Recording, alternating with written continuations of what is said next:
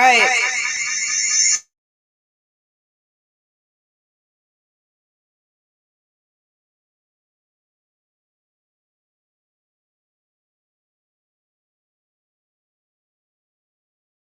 Other day, you could still get the video download, okay? So if you're going for your masters, you're going for your 1 and 2, it's okay. You can go up on the website. And for those of you who missed the psychic mediumship course that just started, we are now opening registration for the early bird waitlist. So go to psychicmediumshipcourse.com to get on that early bird waitlist for the next upcoming group. I do see a bug in here. I was trying to bait them out earlier. Okay, let's keep an eye on that. That will make me absolutely insane. I can't even focus with them attacking the lights and myself. All right, very good. Do we have a few people here?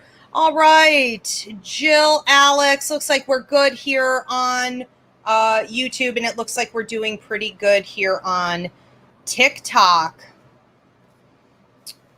So welcome, everyone. I'm Ivy Rivera. I'm a psychic medium, a Taino Arawak, and I own a school called the Ivy League Psychic Academy, where I train people internationally in everything, ranging from psychic mediumship development to tarot, Reiki, astrology, numerology, meditation, paranormal work, empathic awareness, children as well as adults. Okay, so we hope to see you there for classes. What you guys have caught today is one of the free mini classes that I've been doing since the pandemic hit. So this is called the Quarantine Series. And if you want to watch all of the free mini classes, we've accumulated many at this point. You can go onto my YouTube channel here at Ask Ivy. Go to the playlist for classes. There's a cat trying to come in. Tonight, we are talking about the war against intuition. The war on intuition. This is sort of a part 2 to the free mini class that I did last week, psychology, therapy, and spirituality. How are they intertwined? So if you missed that, you may want to go onto YouTube and check it out. So I really designed this class for those of you who have been devastated, let down, and you've really lost hope, whether it be from your doctors, your therapists, your family, your church, your friends. When we come out and we say that we're intuitive, when we say that we're spiritual, we not only get mocked, we get dangerously mislabeled sometimes. And when we start to feel that there's a pattern with that we have no one to talk to, nowhere to go, it can reach a point of desperation. And it's tremendously lonely. And we can really start to tune out from our intuition, our spirituality, our ancestors, the spirits that are there supporting us. And that would be the biggest shame of all. So I'm hoping that tonight's class will encourage you to stay connected where you should, to set boundaries and disconnect with people in our society that you should, and to find a better way to cope with all of this. Also, we are a lovely tribe here, lovely community here, and I do encourage you guys to post your questions and comments. And Paul, my adorable producer, how are you, Paulie? I'm great, thanks. How are you? I'm good. Paul will be taking your questions and comments throughout. If they fit with the curriculum, if they don't, we're just going to postpone them all the way to the end. I do try to get to everybody. So let's talk about this, okay? The war on intuition. Why does it exist? There are 4 different things I want you guys to consider before we start breaking this down. And that is, number 1, you have been indoctrinated from birth into a Western European world. Never forget that. Number 2, we are in a patriarchal, white, Christian, male society.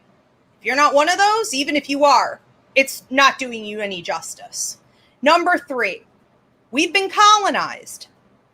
So you have been cut off, most likely, from your roots, from your ancestors, from the original faith, belief system that you may have come from. And even if your parents are part of a certain religion or certain lifestyle, maybe they're all about church. Even if your parents and your grandparents are part of that system, they were also colonized. Let's not ever forget that. That is not necessarily your roots, even though it may appear to be. And number 4, we are living here in America in a for-profit medical system. Do not ever let that escape your attention, especially when you're going to someone for mental health care and you're talking about being intuitive or having any kind of spiritual belief. Don't forget that they make a lot of money off of keeping you sick and telling you that you're crazy. Okay, so we're going to break all of this down. I really want to start first and foremost with the psychological field and the DSM-5, the categories that we have for different mental illnesses, and doctors, psychiatrists, okay, and how they have set us up for failure. I have been tolerant of this for over 10 years now because I've had doctors and therapists come to me and say, wow, what did you do with my client? How did you help them to get healthy? What is the secret here? How can I learn these techniques? And then they would say to me, you are so right. I say the same thing to my patients, but I can't say it publicly. That's something only you can say. I have to stay within the system and hide all of this.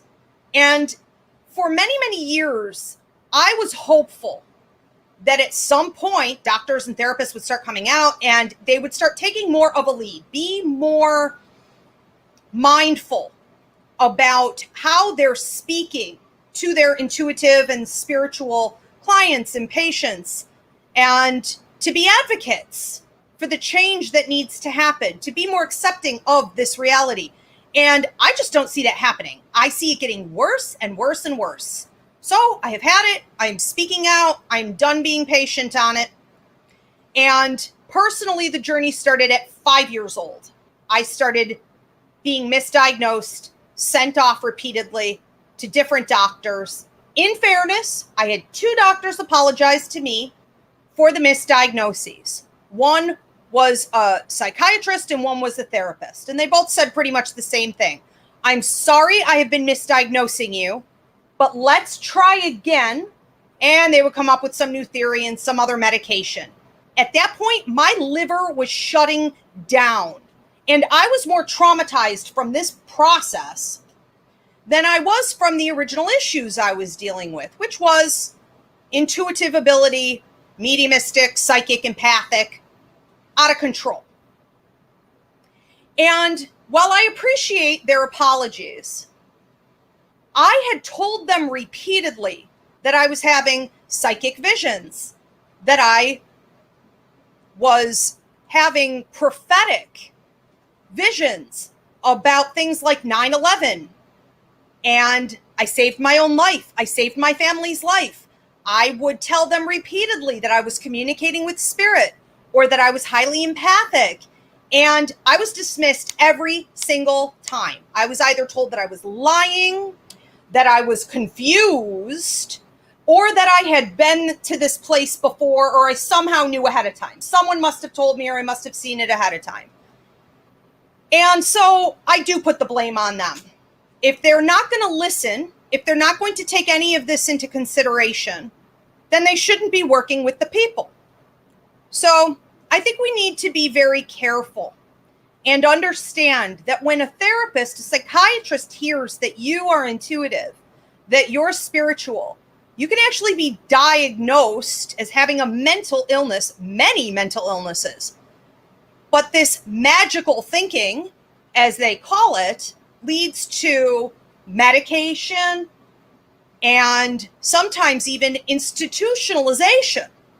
So you are not safe always coming out and saying these things. And that is really sad, because I do believe that these worlds are intertwined. Again, listen to my last mini class last week. Psychology, therapy, and spirituality. How are they intertwined? Okay, we need each other, but not this way. So I think it's really important to understand that it is a for-profit medical system. And these doctors and therapists and big pharma, they're all making more money off of you, keeping you sick. And when someone tells you to cut off from your intuition, I can guarantee it will actually make you sick. So if they are telling you that it's bad to pay attention to, it's bad to feed, or it's not real, you're going to end up with depression, anxiety, ADHD, irritable bowel, chronic migraines, sleep disturbances, and many other things. This is all part of a buildup of energy in your body that is not being handled or properly released.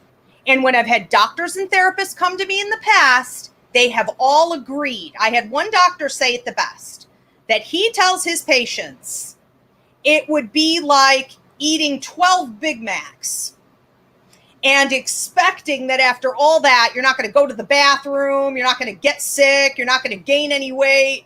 He said it's not realistic. The energy that goes in must go back out. And you know what? That's not going to happen with a pill. And that's not going to happen with a therapist who's shaming you and making you seem ridiculous, like you're psychotic, which is actually one of the common diagnoses for being psychic, that you're psychotic, right? Or that you're lying. It's not going to help anybody. So remember that they profit off of you being sick, and to tell you to cut off from your intuition, from your ancestors, from your guides, is going to make you ill. All right, so what can we do in this situation? If we need therapy, if we do need our doctors, and we do. And I'm a huge fan of science. I just believe science has to keep moving, people. It's got to keep moving. Well, we know that 25% of the population believes in psychic ability. And therapists will often say things like, psychics are frauds, they're just out to get the money, they're psychotic, they're lying, whatever. But there is a ridiculous portion of the population, this 25%, that actually believes in them. And we can't prove it or disprove it. Then they shouldn't be opening their mouths about it in this way. That's absolutely right. They can't disprove it because it is real. And psychic ability is something that we're all born with. These aren't gifts. Everyone who is alive on planet Earth is using their psychic ability every day to stay alive. When you feel in your gut that you're supposed to switch lanes on the highway, you do it, or else that accident is going to hit. When you know that someone has bad toxic energy and you can feel it burning at your neck, you feel it in your stomach, is it not? You want to avoid someone? You better follow your gut, or else you're going to end up being attacked.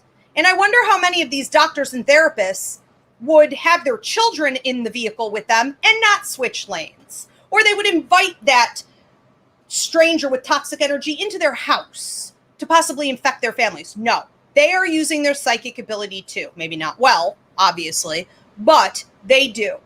And so it is natural. And I think that's the first most important thing to understand, is that we all have it. We're all mediums as well. Spirit doesn't care whether you believe or not. Spirit is communicating all the time, and that causes anxiety. It can cause other disorders if you're not managing it. Okay, the same thing with empathic ability. There are 4 different levels, but I believe we all have it to some degree. And we know that that is often the source of things like ADHD, chronic migraines, especially social anxiety, sleep disturbances. So it's important to understand we all start with a base, and that's natural. I would also recommend that you avoid toxic therapists, toxic doctors. The minute they mock you when you talk about your spirituality, you talk about your intuition, you need to leave a bad review, you need to try to get a refund, and you need to kick them to the curb. They need to be cut off. This is harming people. Okay, so don't go there anymore. Don't allow yourself to be abused, because that's really what it is. Find a therapist who is more open, a therapist who is supportive of this. There are good therapists out there. They're not being as loud as I would like to see them be, but they are out there. Find someone who is open-minded. And be careful. Make sure that your therapist, your doctor, is advocating for change in and out of the office. Try other paths to healing. Okay, if you find that you need therapy, you need to see a psychiatrist, and it's not working for you, try other things. You know, try psychic mediumship, try learning the language with us, try Reiki, try understanding what intuition and spirituality in this sense is all about, okay? But have other outlets, not just the for-profit medical system. And get educated on the misdiagnoses that they're putting out every day on how they medicate, on how they institutionalize people, and have no sign of stopping anytime soon. Okay, get educated, protect yourself. I had a great message left yesterday on my Instagram by a therapist who saw my advertisement for this class, and she said, "I've let therapists go for pathologizing the awakenings that people go through. And I have been fired for questioning doctors in authority for pathologizing people understanding their intuition." And I think that's great. You know, that there are people who are standing up like that. And I appreciated her comment very much. We need more of those therapists. Okay, so I do want to move on to another category here. And that is the cults of church and religions that have come in and taken over, forced mass numbers of people into their religious systems. I believe that any organization that uses fear to force people to stay is a cult. So I don't look at church as being any different, whether, you know, I have Christian Catholic roots myself or not. It absolutely is that, because it is based on fear.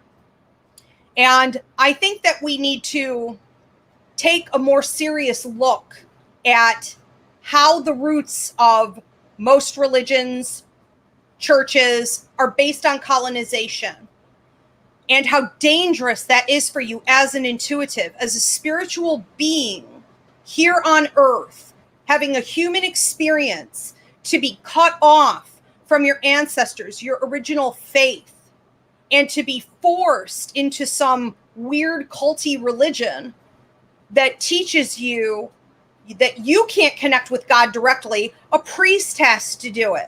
Someone in the hierarchy has to do it. They hold all the authority. And that if you even tap into it a little bit, you're playing with the devil, you're going to hell, you're a Satan worshiper.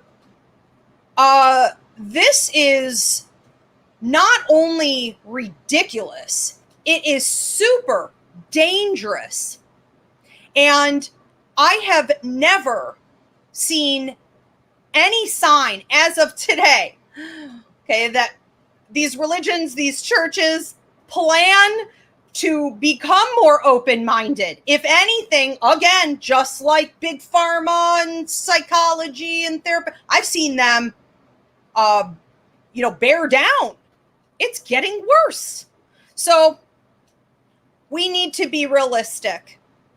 And I think that the best way for you to look at your church, your religion, is to understand that they've been lying to you by telling you that you have to go to someone in a position of hierarchy in the church to connect with God. Spirit is communicating with you all the time. And your higher mind is connected to the universe, to wisdom of the universe, and your ancestors, your guides, God, angels. You don't need anyone to give you permission to tap into that. And we also have to be realistic that they clearly know nothing about dark energies in the world, or Satan or the devil or hell or anything. If that's really what they believe, if they believe it's that easy to be overcome by Satan, dark forces in the universe, then they have no business being in a position of leadership or power. Because discernment is key when using your intuition and when communicating with spirit. So these people sound uneducated and unsafe to lead in a major way.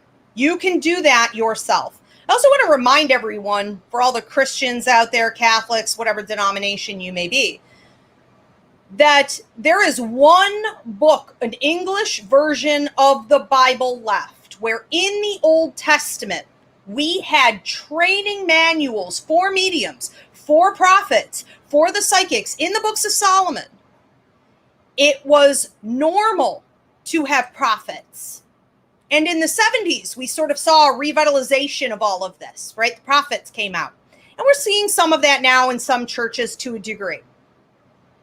But those books, those training manuals for the mediums and the prophets were removed. And in the New Testament, we were put with devil worshipers, rapists, thieves, and, murderers. It's so sad to see something like that happen.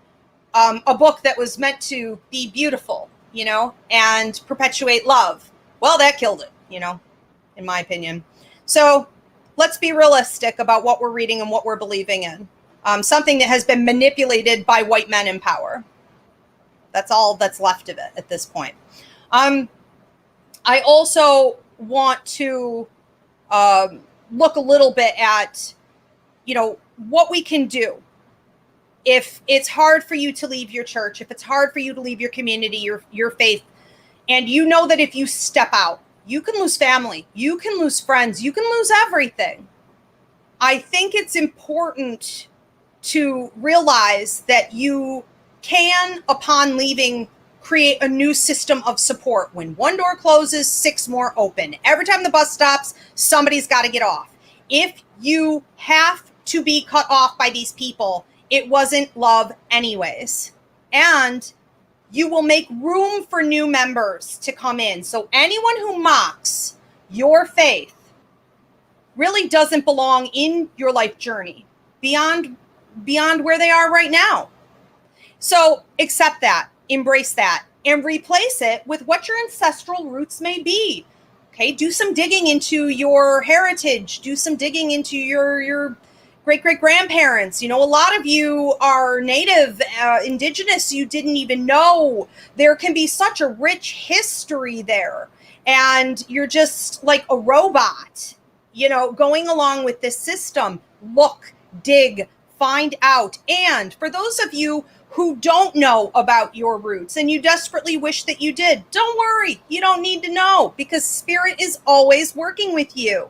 Sit quietly 10 to 20 minutes a day and ask your guides to show you what you should get involved with, or who you should get involved with, and how you can grow spiritually. You don't need to look out here.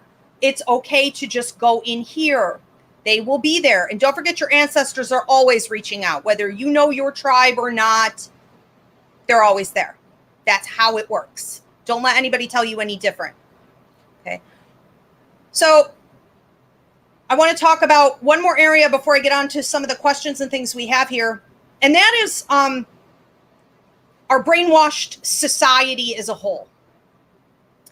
This is the perpetuating factor in all of this, right? Because these toxic systems can't survive without support from the masses. So we have all of these sheep that are brainwashed who just feed the problem by mocking intuition, mocking spirituality, feeding the patriarchy, feeding colonization.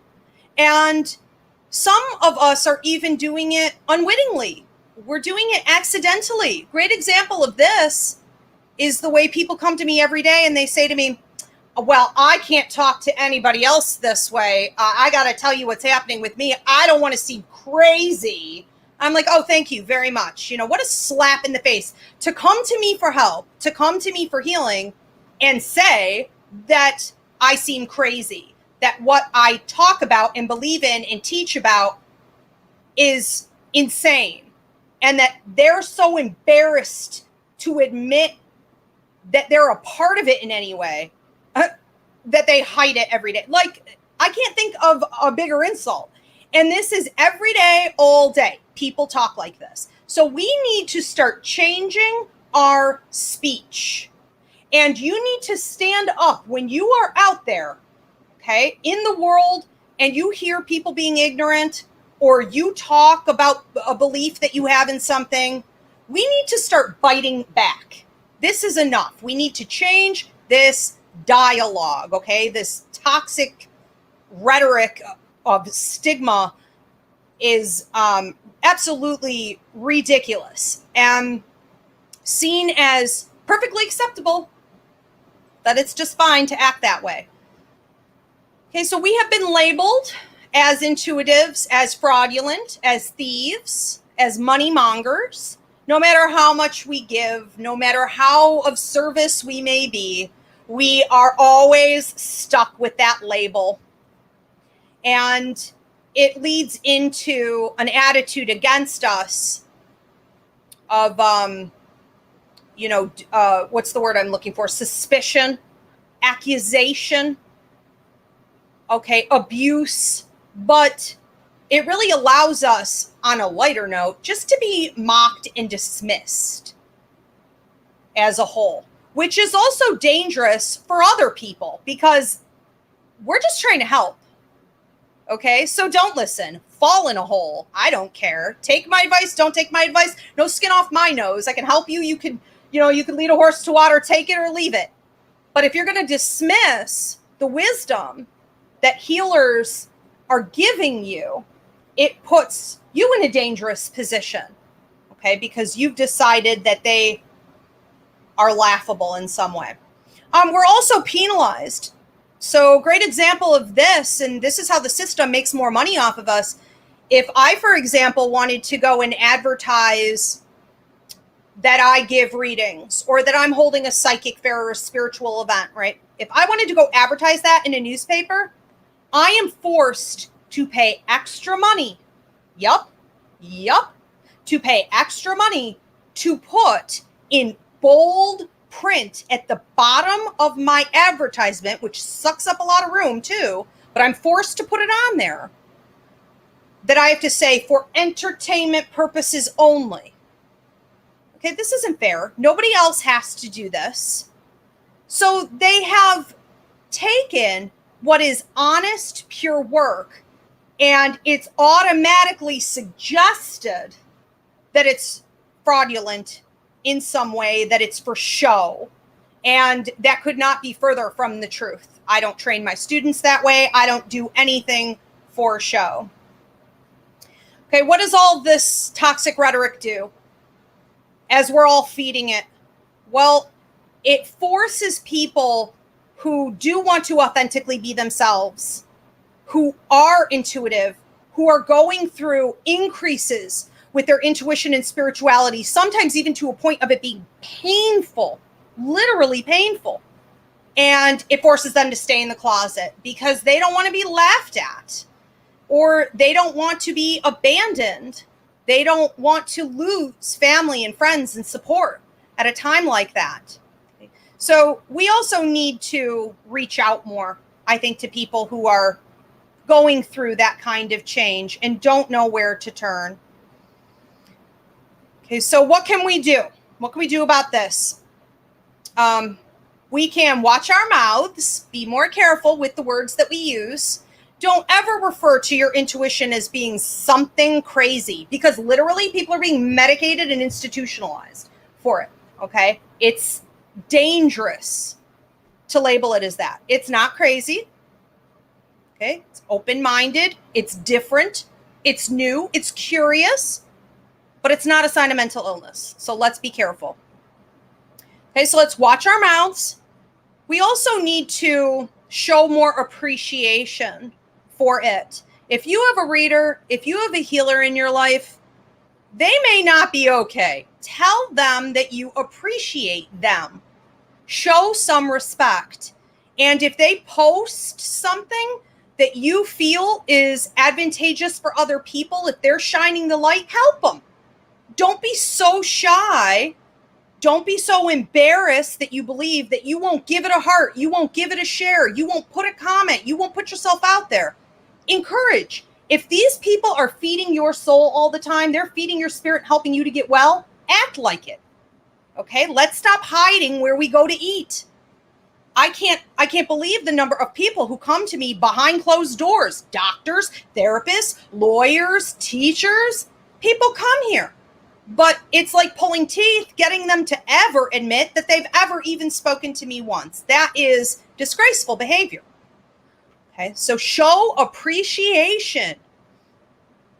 The more you shine your light and stand out, you are yourself. The closer in spirit is going to come. The more the universe is going to support you because you are being of service to the light. And the more other people will be willing to shine with you and come out and be themselves. We need more leaders in Lightwork today.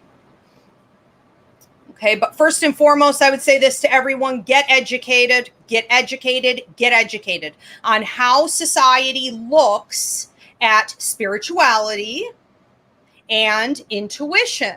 Understand all of the stigmas.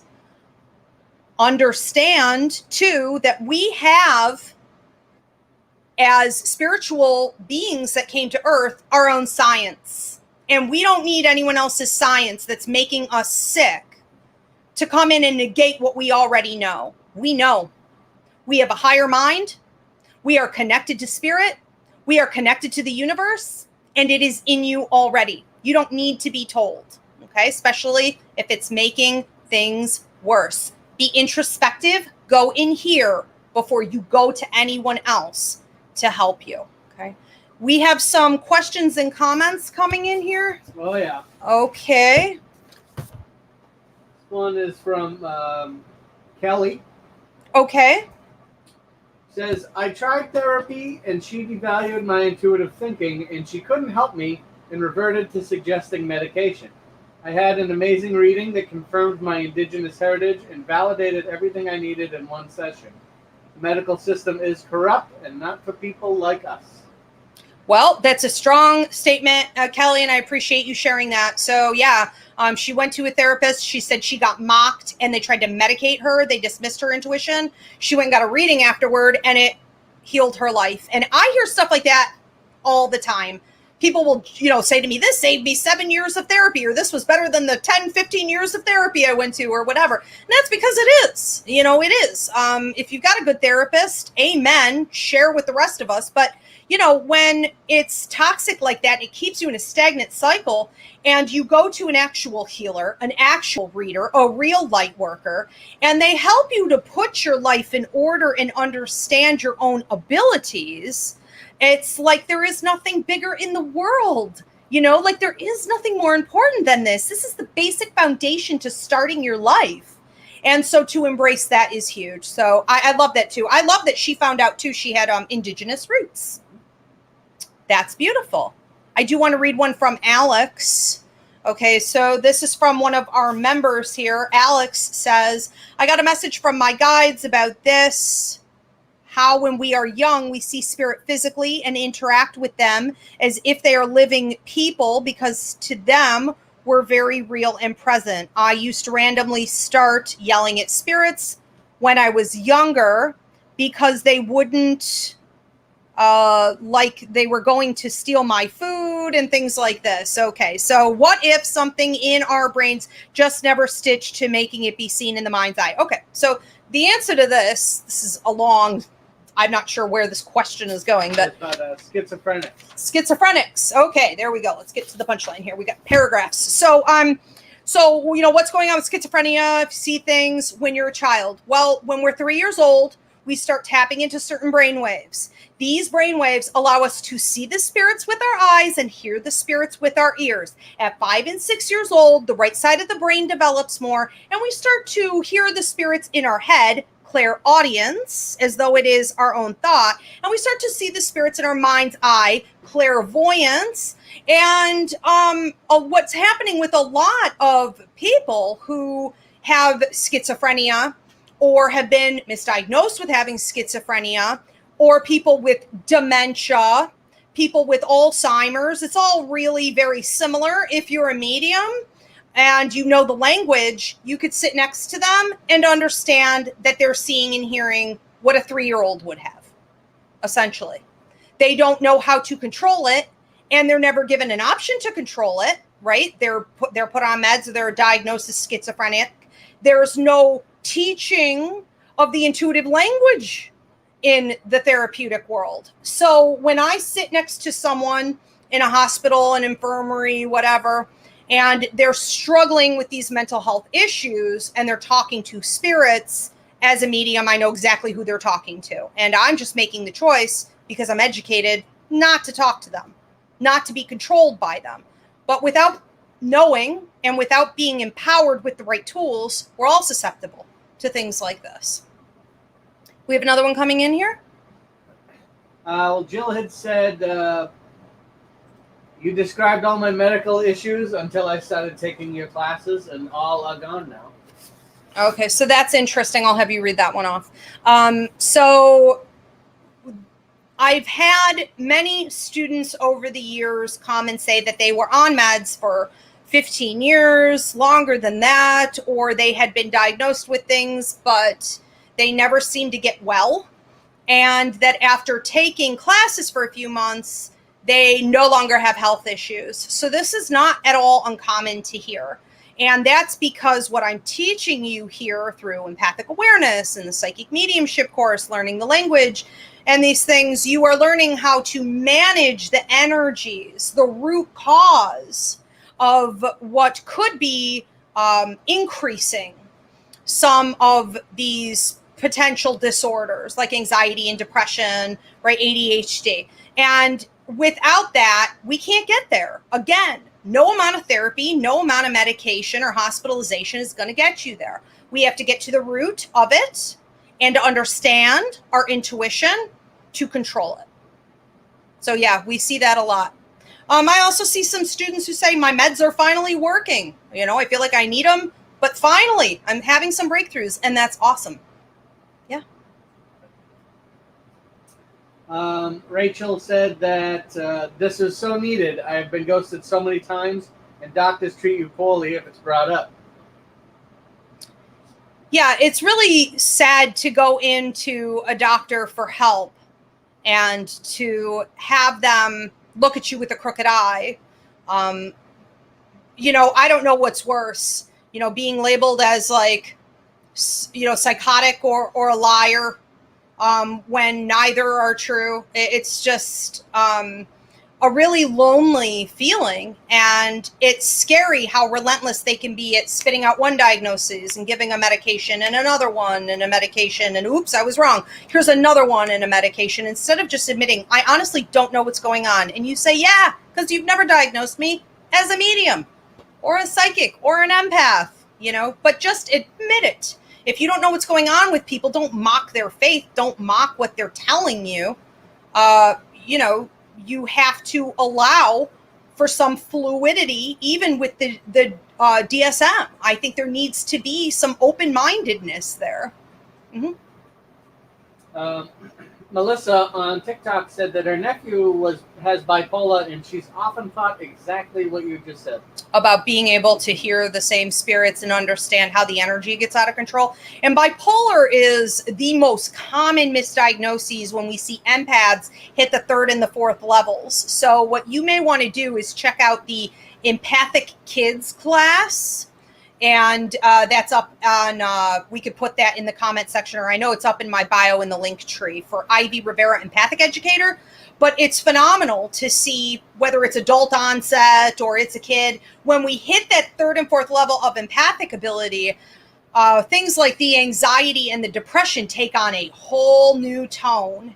And that is sadly where we lose a lot of our people. Not, again, not just people who intend to use it as light work, but everyday average individuals who may never do much with their healing abilities. And that's fine, but they deserve to be healthy. Similar thing, Natalie said she was diagnosed with bipolar with psychotic features, and the meds really messed her up. So yeah, that's happened to me before. I've been diagnosed with things where I was put on medication that was causing me to hallucinate, which is interesting, right? So I'm being accused of hallucinating when I can prove, like 9/11, the towers did go down, and I will predict someone's death. Well, they did end up dying, and then they put me on these medications that cause hallucinations, and ultimately, what I thought was my liver maybe shutting down just from so much garbage in my system, but they are relentless. On to the next, on to the next, on to the next, willing to pollute me and not ever listen to me. And so thank you for sharing that. It's a common experience. Not enough of us are coming out and talking about it because, again, there's a shame element, or we think in the back of our minds, wow, maybe there is something wrong. I would say this: never adopt that until you've researched this. And even if it is a disorder that you have, even if it is a mental illness that you have, you are still going to need to learn how to manage these energies. So this is for everybody. Okay. Jill said two things here. One, that she had a conversation with a doctor who said ADHD meds were so harmless, they should be available over the counter with no prescription or physical necessary. I do believe ADHD meds, I don't know like all of them, but they're highly addictive. So are a lot of the anti-anxiety meds. And here in New York State, a 14-year-old can go and get them without parental consent and without therapy. And I know some people will say, no, therapy is required. Okay, well, if that is true, half the parents are being told something else and no one's enforcing it. There is a system here, a profit system that is vulturing upon the children. What 14-year-old, doesn't see a friend who's maybe getting those meds and they make them feel high and they're addictive and they can just go get them themselves. You call the doctor's office, the pediatrician, and there's a hotline to get your ADHD refill meds. They're starting them young. It's big pharma. It's for profit. And she said that her daughter said to her that being spiritual is so trendy now. There's a lot of misinformation out there that is actually dark and masked as its light. Kids out there without training or supervision and opening doors to a world they can't deal with or recognize as an issue. Yeah, absolutely. I don't know that that's new. I would say that dark arts have always been out there, but because of the awakening with the pandemic, over the last couple years, we have seen more and more people come into the spiritual field, and there are a ton of dark arts because they're not properly trained. They know nothing about discernment, and there are a lot of people that think they can make more money off of it by tapping into darker energies. So, one of the common things I get from some of the older men in this field is always like, hey, little girl, you're working with half the toolbox if you're not working with the darker energies. And I'm like, you are the problem. That's gross. There's no need to do that. We have everything that we need, everything that we should need, tapping into the light. That is ultimately where we're supposed to go in everything. High versus low, right? That's the nature of the human experience and the universe, or else we see chaos and destruction. And there is an increase in it just by numbers reproducing the way they are, but it's really always been there. And absolutely, it's important for children at a young age. I start training mine at 3. We train children here to get a handle on it so that no one else can shame them, especially at school, and so that they understand what spirits they should be communicating with and which ones they need to set boundaries with and say, absolutely not, no way. So 3, 4, 5, 6, the perfect age. Deb says that her rheumatologist says Reiki is pseudoscience, and she laughed at him. Reiki is pseudoscience. Yeah, okay. Well, let's see where, he runs when he's not doing well. It's funny to me that everyone in the end, or when they're in trouble, they show up here. That's really interesting. And, we need to stop looking for some proof in the science. I think we've already come to an understanding that the science isn't catching up because it's profitable not to, So I'm not waiting on some scientific proof that something works. It works a whole lot better than what they're dishing out. And that's for sure. Okay. All right, guys, it was a pleasure. Donations are appreciated. If you haven't already left any, I saw some people did, and I'm very grateful for that. If you want to check out the last class that was sort of a part 1 to this, it's called Psychology, Therapy, and Spirituality. How are they intertwined? And that is here on YouTube in the playlist.